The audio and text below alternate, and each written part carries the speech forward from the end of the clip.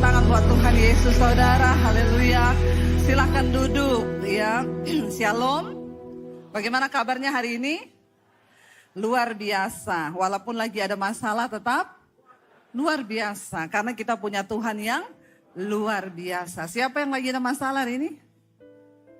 Kalau tidak ada masalah pulang saja ya. Berarti kita semua masih hidup, itu tandanya masih ada masalah. Iya saudara, hari ini tema firman Tuhan saya beri adalah berdosa karena menderita. Di dalam hidup kita ini kita akan mengalami banyak persoalan. Kenapa saya ambil tema ini? Ketika kita membahas, sekarang di mesbah doa saya tuh lagi membahas kitab Ayub. Ya. Ayub itu menderita bukan karena berdosa. Tapi Ayub menjadi berdosa karena menderita. Ya, saudara bisa membaca di kitab Ayub dan nanti saya akan kasih contohnya. Ya, Ayub menderita itu bukan karena dosa, memang Tuhan izinkan. Tapi karena menderita Ayub menjadi berdosa. Begini saudara, kita semua pasti akan menghadapi penderitaan dalam hidup ini.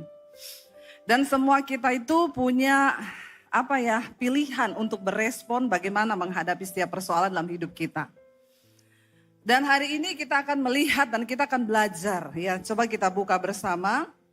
Kenapa Ayub menjadi berdosa? Karena penderitaan yang begitu berat ya.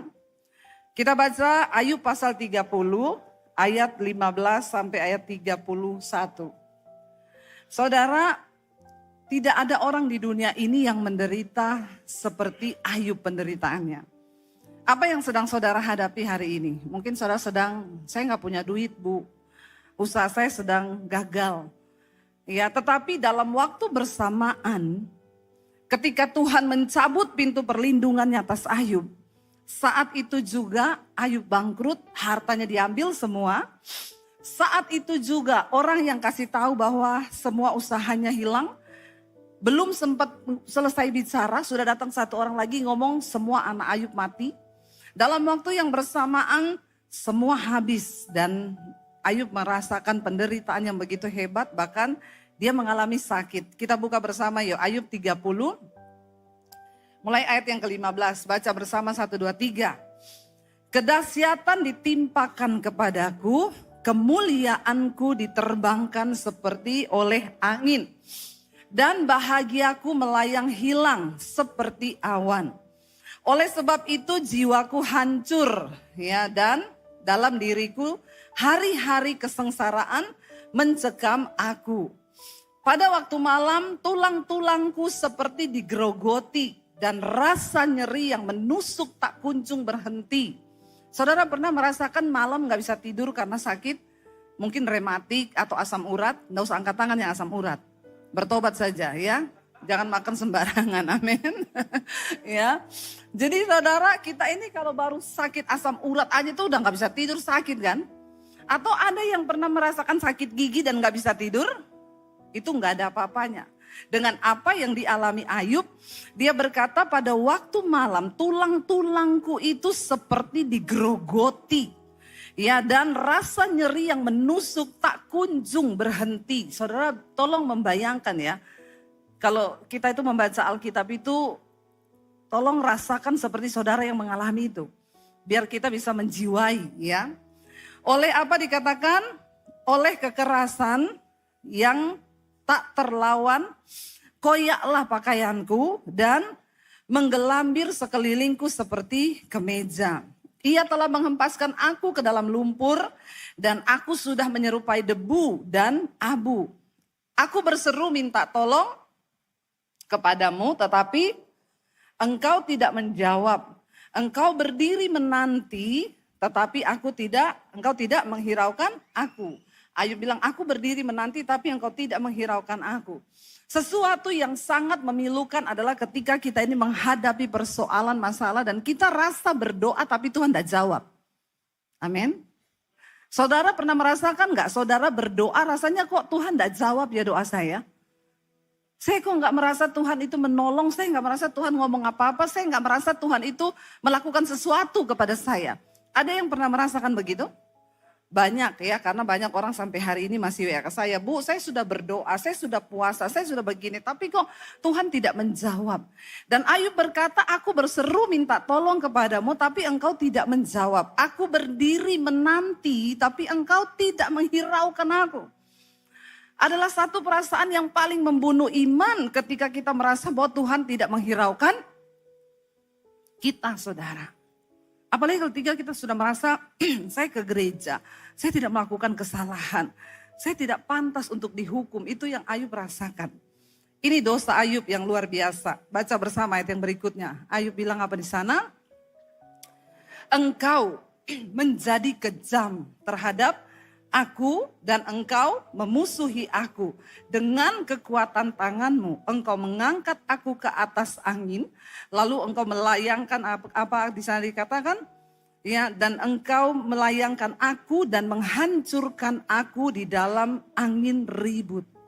Saudara, dosa yang luar biasa adalah ketika kita menuduh Tuhan itu jahat. Karena tidak ada kejahatan di dalam Tuhan. Tidak ada rencana Tuhan yang jahat bagi kita. Jangan sampai karena penderitaan kita ini menjadi berdosa di hadapan Tuhan. Ya, Ayub menjadi berdosa sebab apa? Yang tadinya dia berkata Tuhan itu ajaib, Tuhan itu baik, Tuhan itu dahsyat. Di penderitaan pertama, Ayub masih memuji Tuhan. Tapi ketika dia sudah masuk pada penderitaan yang luar biasa, yaitu berhadapan dengan kesakitan di dalam daging. Banyak orang lulus ketika menghadapi pencobaan keuangan. Uangnya diambil, semua diambil, masih bisa lulus karena itu berada di luar diri. Tapi ketika sesuatu yang dalam diri kita itu yang diuji, yaitu kesehatan. Waktu tulang-tulang Ayub digerogoti, rasa sakit yang begitu luar biasa. Itu sering kali yang membuat kita pada akhirnya menuduh Tuhan itu jahat. Tuhan itu kejam. Kita merasa Tuhan gak tolong kita. Kita merasa apa yang Tuhan perbuat dengan aku? Kok engkau jahat? Ayub berkata di sini saudara, engkau menjadi kejam terhadap aku. Kita nuduh manusia kejam aja kan gak boleh ya. Gak boleh loh, kita nuduh lu kejam banget loh. Itu kan sudah kebangetan kalau sampai kita ngomong sama orang, lu kejam lu. Itu jahatnya jahat, itu kejam. Nah Ayub berkata, engkau menjadi kejam terhadap aku, engkau memusuhi aku dengan kekuatan tanganmu. Dan dia bilang apa? Engkau mengangkat aku ke atas angin, melayangkan aku dan menghancurkan aku dalam angin ribut. Hati-hati saudara. Waktu kita berhadapan dengan yang namanya penyakit atau sesuatu yang bersangkutan dengan diri kita. Hati-hati jaga mulut kita. Jaga hati kita supaya kita tidak menuduh Tuhan itu jahat. Lalu Ayub berkata di sana, ya aku tahu engkau membawa aku kepada maut. Memang manusia sama Tuhan tuh beda tipis. Tuhan maha tahu, manusia sok tahu. Ya, Ayub sudah terburu-buru menuduh Tuhan akan membawa dia kepada maut. Karena sudah dia beranggapan udah mati di depan mata saya nih mati. Sudah gak ada apa-apa, sekarang sakit, dia berguling di abu, tubuhnya penuh luka semua, kesakitan setiap malam, tulang-tulangnya sakit. Ayub sudah terlebih dahulu menuduh Tuhan jahat dan dia membawa aku ke dalam maut, ke tempat segala yang hidup dihimpunkan. Jangan pernah menuduh Tuhan atau apa ya saudara, berasumsi terhadap Tuhan. Dalam pengiringan kita kepada Tuhan, ya apapun pencobaan, saya pernah dulu juga menuduh Tuhan seperti itu, tapi saya cepat-cepat minta ampun. Dan saya percaya Tuhan itu tahu kekuatan kita sehingga dia tahu ya kalau kita ini sudah terlanjur ngomong kurang ajar, yang penting kau bertobat. Karena banyak orang ketika menderita itu dua saudara, dia semakin dekat sama Tuhan, atau dia semakin jauh sama Tuhan. Makanya kita tuh kadang melihat, itu kok sekarang gak ke gereja ya, itu kok sekarang gak ada pelayanan lagi, itu kok sekarang orangnya, bahkan saya dulu kenal ada seorang pendeta, dia meninggal saudara ya, saya dapat kabar waktu itu setelah meninggal dunia, innalillahi wa inna ilaihi rojiun, pendeta loh. Pada akhirnya dia menyangkal Tuhan Yesus, kenapa? Karena tekanan hidup yang begitu berat. Yang dia merasa Tuhan itu meninggalkan dia, Tuhan tuh jauh dari dia dan Tuhan tuh tidak sama sekali memperhatikan dia. Bahkan dia berasumsi bahwa Tuhan memang sengaja membawa dia dalam keadaan seperti itu.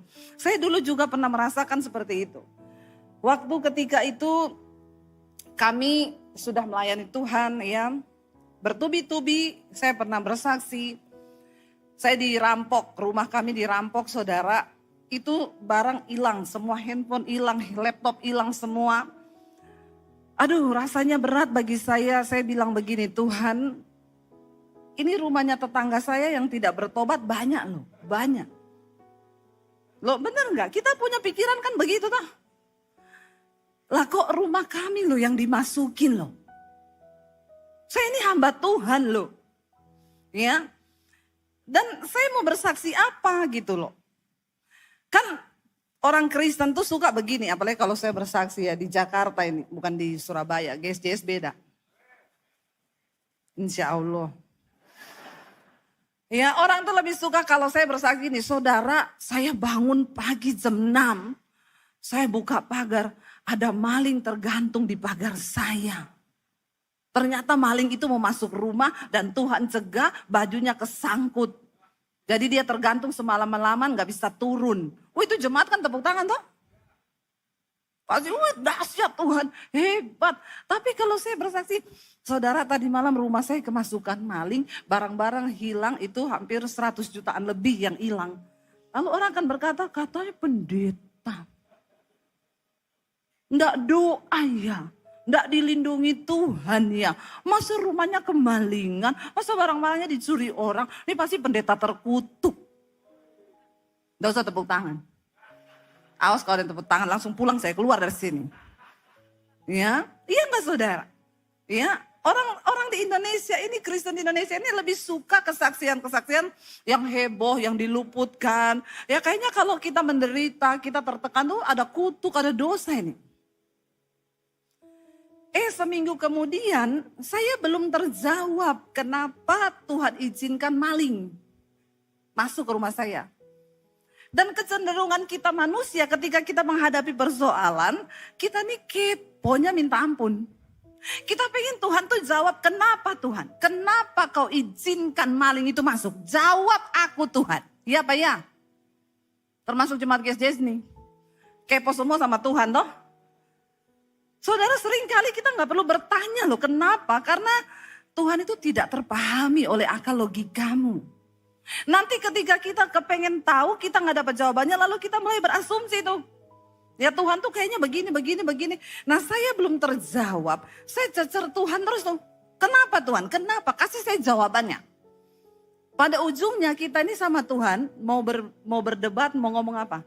Nggak ada alasan loh. Tidak ada alasan kau itu melakukan hal itu kepada saya. Karena kita berpikir kalau ikut Tuhan tuh enak. Ikut Tuhan tuh pokoknya semua dilindungi. Kita mau kepleset nggak jadi, ya enggak? Ya. Kita mau apa pokoknya itu semua ya sudah luar biasa. Seminggu kemudian belum terjawab pertanyaan saya. Kami tabrakan satu keluarga. Ya masih mau bayar tol, mau pelayanan loh. Tiba-tiba bus laju prima dari belakang. Lajunya benar-benar prima. Ya, mobil kami dihajar, mobil terbalik ke sebelah jalur sebelah. Ya rusak sampai 80% mobil kami. Itu kalau dilihat tidak selamat orang yang ada di dalam. Tapi kami satu keluarga selamat. Tidak ada darah setetes pun, tidak ada. Tapi mobil hancur dan tabrakan. Kan harusnya tidak. Amin. Kan harusnya mobil tidak hancur. Harusnya tidak terjadi seperti itu. Harusnya ya ada mobil laju prima remblong. Dia mau nabrak kami, Tuhan belokin. Dia nabraknya pos pembayaran tol gitu ya. Jangan kami dong. Itu kan ceritanya sesuai alur di otak saya. Itu kan harusnya begitu. Supaya kalau saya bersaksi, itu kalau dilihat tayangan CCTV harusnya mobil kami yang kena. Tapi Tuhan luputkan, dia tabrak pos pembayaran tol. Lalu jemaat tepuk tangan toh. Nah masalahnya Kok yo mobil itu remnya belum menghajar mobil kami. Rusak 80% hancurnya. Asuransi nggak mau ganti. Saya dapat WA. Bu Debi, saya dengar ibu kecelakaan satu keluarga. Ya iya, introspeksi diri bu. Ibu baru kemalingan minggu lalu toh. Kok sekarang tabrakan? Introspeksi diri. Haleluya kan Pak? Haleluya loh, benar. Lebih baik kau tidak usah WA saya daripada kau WA saya. Perkataanmu itu setajam silet. Kadang orang Kristen itu mau berusaha, mau biar terlihat bijak. Tapi ternyata perkataannya itu yaitu merobek sampai ke jantung. Lu gak usah ngomong saya introspeksi, saya sudah introspeksi. Belum selesai introspeksi saya dari saya kemalingan, sudah mengalami juga hal yang begitu. Saya bertanya, aduh itu perasaan, ini benar saya alami kayak Ayub. Tuhan, kau kejam. Engkau jahat Tuhan. Dan itu ternyata perasaan yang paling membunuh iman kita kepada Tuhan. Saya merasa ditinggalkan. Saya merasa bahkan orang-orang gak ada yang peduli. Bahkan keluarga saya sendiri itu WA. Bertanya loh sama Tuhan, introspeksi. Dari jemaat, dari keluarga semua suruh saya introspeksi diri. Itu berat saudara. Setiap hari saya menangis dan bertanya, kenapa Tuhan, kenapa Tuhan, kenapa Tuhan, kenapa? Masalahnya saya enggak lagi selingkuh. Masalahnya saya enggak lagi utang orang, tuh saya enggak bayar gitu. Kalau saya itu utang orang enggak bayar, saya selingkuh, saya tabrakan gitu. Tuhan ampuni Tuhan, aku tahu Tuhan, kau marah karena aku selingkuh Tuhan. Kan ada alasannya gitu. Tapi saya merasa hari-hari itu saya lagi dekat sama Tuhan. Suami saya malam itu sebelum kami pelayanan, dia penyembahan sampai jam 3 pagi main keyboard. Ya, saya juga di mobil kami berdoa. Bahkan saudara itu mobil waktu tabrakan terbalik begitu. Suami saya ngambil barang-barang di dalam mobil, itu lagunya masih hidup. Lagunya apa saudara? Ku bersyukur selalu sebab engkau yang mengasihiku. Nyelekit enggak? Kecuali kita ambil barang sambil dengar lagu di mobil saya. Abang ini lihat-lihat bodiku yang seksi. Kayaknya pantas gitu. Nggak usah tepuk tangan.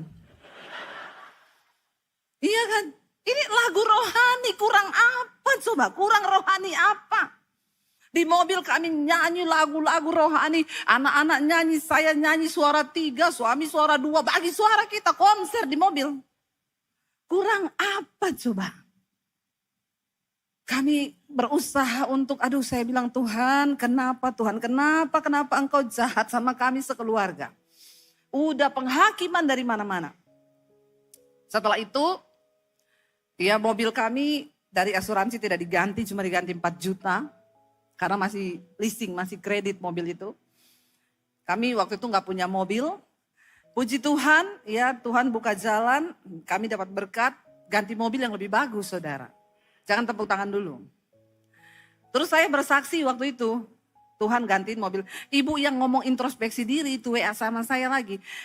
Ternyata ibu tabrakan kemarin karena Tuhan mau ganti mobil ya bu.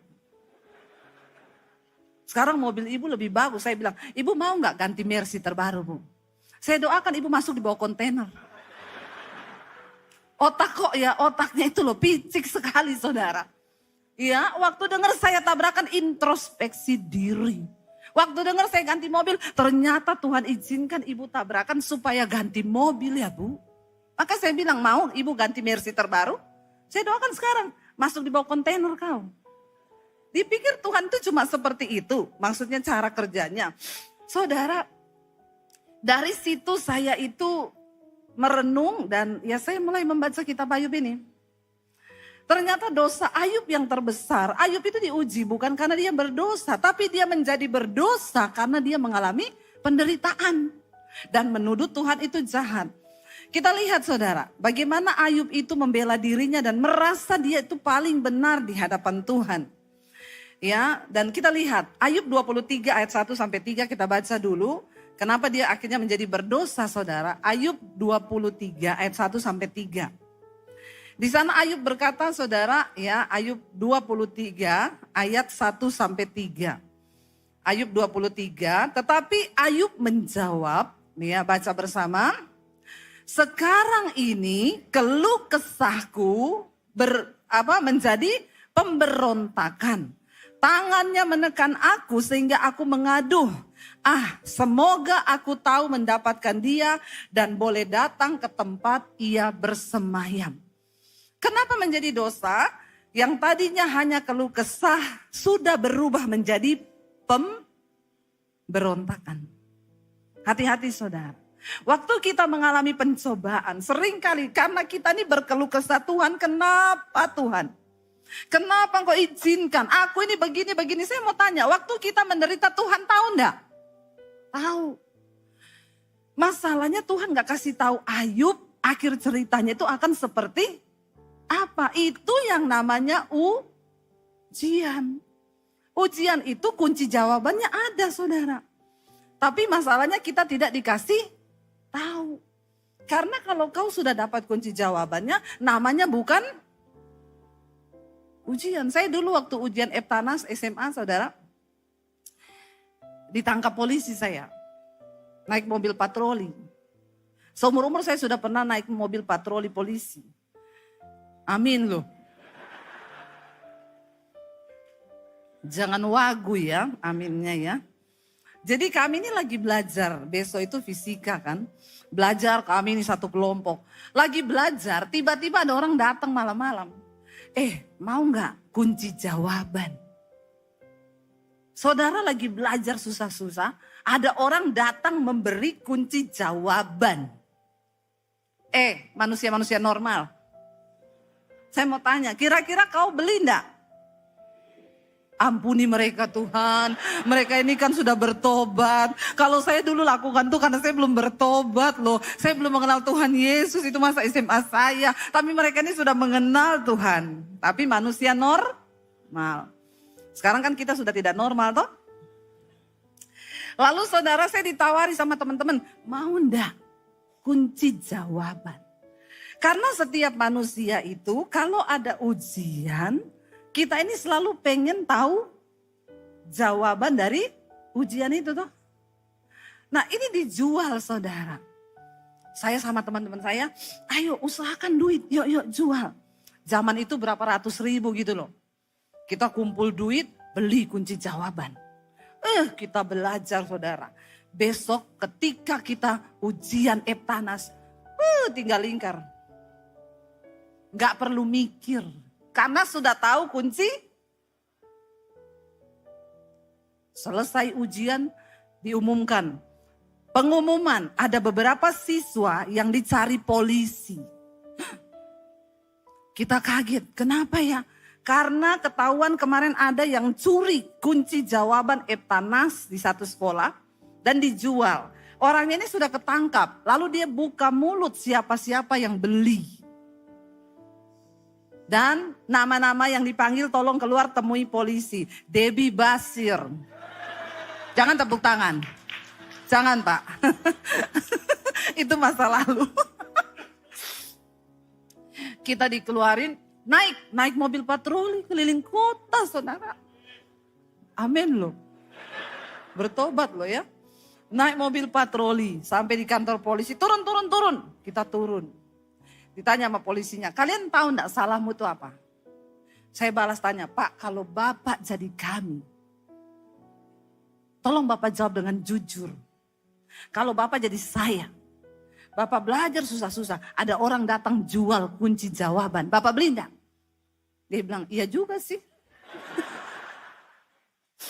Ya, karena memang manusia itu, iya dong kita kalau ujian kan biar nggak usah pakai mikir, nggak usah berat, udah tahu. Saya mau tanya, kalau Tuhan udah kasih tahu Ayub, tenang Ayub, ini cuma ujian. Nanti kamu akan saya pulihkan 2 kali lipat. Kira-kira Ayub reaksikan seperti itu? Ayub akan gini, yes, aku bersyukur Tuhan, ajaib kau Tuhan, aku percaya. Tiap hari Ayub nyanyi, walaupun sakit tidak terasa, karena sudah tahu kunci. Hari ini persoalan yang engkau hadapi, engkau sudah tahu kunci jawabannya apa? Jalani hari demi hari bersama Tuhan, jangan protes, jangan menggerutu, tunggu. Percaya satu hal, Tuhan tidak pernah gagal dalam rencananya bagi orang-orang yang sungguh-sungguh mencintai Dia. Amin saudara. Ayo jalani hidupmu. Ayub berkata, sekarang ini keluh kesahku berubah menjadi pemberontak. Aku hampir memberontak sama Tuhan karena aku tidak ngerti lagi ini apa yang terjadi. Makanya kalau lagi mengalami ujian, jamu saudara, jaga mulut. Amin. Tidak usah berkata-kata. Tidak semua apa yang kita perlu tahu itu harus kita tahu. Dan Tuhan itu nggak pernah selalu harus jawab apa yang kau pengen tahu. Disitulah yang namanya ujian iman. Kenapa saya ditangkap di polisi? Karena itu bukan ujian lagi. Saya sudah tahu kunci jawaban. Hati-hati loh. Kalau kau terlalu kepo dan pengen tahu, bisa jadi kau tuh melanggar hukum Tuhan. Amin. Lalu saudara, kita lihat apa yang Tuhan katakan kepada Ayub. Tuhan sangat marah kepada Ayub saudara. Dan Tuhan murka kepada Ayub. Kita baca bersama di dalam Ayub pasal yang ke-40. Coba kita buka. Ketika Tuhan murka saudara, itu luar biasa ya. Dikatakan di sana Tuhan marah kepada Ayub dan Tuhan berkata kepada Ayub, Ayub 40 ayat 6 sampai 14. Ya, Ayub 40 kita lihat, maka dari dalam badai Tuhan menjawab Ayub. Bersiaplah engkau sebagai laki-laki, aku akan menanyai engkau. Ya, aku akan menanyai engkau dan engkau memberitahu aku. Apakah engkau hendak meniadakan pengadilanku, mempersalahkan aku supaya engkau dapat membenarkan dirimu? Kalau kita ini terlalu kepo, bertanya terus sama Tuhan, akhirnya jatuh-jatuhnya kita mempersalahkan Tuhan dan menganggap pengadilan Tuhan itu tidak adil. Ayub berkata, kan engkau itu yang maha adil, tapi kenapa kau menjadi tidak adil? Engkau tahu hidupku ini benar. Ya, Tuhan bilang, apakah engkau hendak meniadakan pengadilanku, mempersalahkan aku supaya engkau dapat membenarkan dirimu? Apakah lenganmu seperti lengan Allah? Dan dapatkah engkau mengguntur seperti Dia? Hiasilah dirimu dengan kemegahan dan keluhuran, kenakanlah keagungan dan semarak. Luapkanlah marahmu yang bergelora, amat-amatilah setiap orang yang congkak dan rendahkanlah dia. Amat-amatilah setiap orang yang congkak, tundukkanlah dia dan hancurkanlah orang-orang yang fasik di tempatnya. Pendamlah mereka. Tuhan bertanya, apakah engkau sanggup melakukan semua itu? Karena kau merasa engkau benar, maka aku pun akan memuji engkau. Karena tangan kananmu memberi engkau kemenangan. Ya, dan dia menuduh bahwa Tuhan itu jahat. Ya saudara, jangan sampai, bahkan kalau saudara baca di pasal-pasal selanjutnya, Tuhan memberi gambaran tentang lukisan kuda Nil buaya. Ya, Tuhan bilang, itu kuda Nil binatang pertama yang aku ciptakan. Dia begitu kuat, kuda Nil tuh gak pernah kedinginan. Dia gak pernah takut dengan arus. Tapi dia dalam kegagahannya tidak sombong seperti kau. Lalu Tuhan memberi gambaran tentang buaya. Aku menciptakan buaya. Kau lihat kulitnya yang keras itu. Tidak ada satupun senjata yang bisa menembusi kulitnya. Buaya yang begitu garang, yang begitu ganas. Sampai apakah kau berani pegang mulutnya? Tuhan bilang, sedangkan buaya saja orang tidak berani membangkitkan murkanya karena takut. Bagaimana mungkin kau hanya manusia, engkau membangkitkan murkaku? Dengan menuduh bahwa aku tidak adil, dengan menuduh bahwa aku ini kejam, dengan menuduh bahwa aku ini curang. Hati-hati saudara, jangan sampai ketika kita dalam pencobaan, kita menjadi berdosa sama Tuhan. Puji Tuhan akhirnya Ayub bertobat saudara. Kita lihat bersama Ayub 42. Biarlah ini juga menjadi kisah kita supaya kita juga dalam pergumulan kita bisa menang. Ayub 42 ayat yang pertama sampai ayat yang ke-6. Maka jawab Ayub kepada Tuhan setelah Tuhan berdebat dengan Ayub, ya. Aku tahu bahwa engkau apa? Sanggup melakukan segala sesuatu dan tidak ada rencanamu yang gagal. Firman-Mu, siapakah dia yang menyelubungi keputusan tanpa pengetahuan? Itulah sebabnya tanpa pengertian aku telah bercerita tentang hal-hal yang sangat ajaib bagiku dan yang tidak ku ketahui. Kalau belum tahu, diam aja, nggak usah sok tahu. Amin, saudara. Mending tetapkan dalam hatimu bahwa tidak ada rencana Tuhan itu yang gagal atas hidup kita.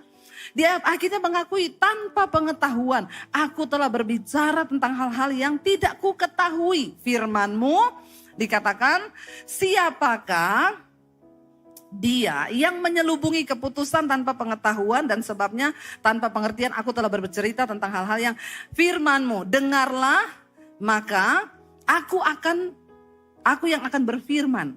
Aku akan menanyai engkau supaya engkau memberitahu aku, saudara. Dikatakan di sana, kita lihat bersama. Dulu Ayub berkata, ayat yang kelima, baca bersama. Dulu hanya dari kata orang saja aku mendengar tentang engkau. Tetapi sekarang mataku sendiri memandang engkau. Jadi ternyata saudara, tujuan dari apa Tuhan mengizinkan Ayub mengalami penderitaan itu cuma satu. Karena dulu Ayub itu cuma mendengar tentang Tuhan dari mulut orang. Tapi ketika dia mengalami penderitaan, disitulah dia mulai belajar mengenal pribadi Tuhan. Mari pakai semua penderitaan, pencobaan, masalahmu hari ini untuk menjadi sarana engkau lebih mengenal Tuhan secara pribadi. Karena itu tujuan Tuhan. Jangan hanya duduk manis diam gereja setiap hari Minggu.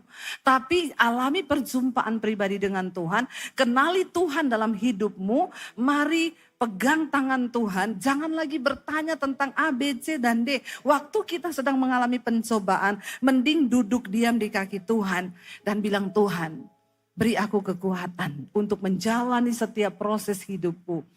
Karena aku tahu seringkali banyak hal tidak aku pahami. Bagianku adalah mempercayai engkau dalam rencanamu yang tidak pernah gagal. Amin, saudara. Apapun pencobaan yang sedang kita hadapi hari ini, mari kita tetapkan hati kita untuk tetap percaya. Tidak usah bertanya, tidak usah ragukan Tuhan. Tapi bilang, Tuhan, kami mau belajar mengikuti jejakmu dalam hidup kami. Mengikuti rencanamu bagi kami. Dulu saya pernah bertanya, kenapa Tuhan?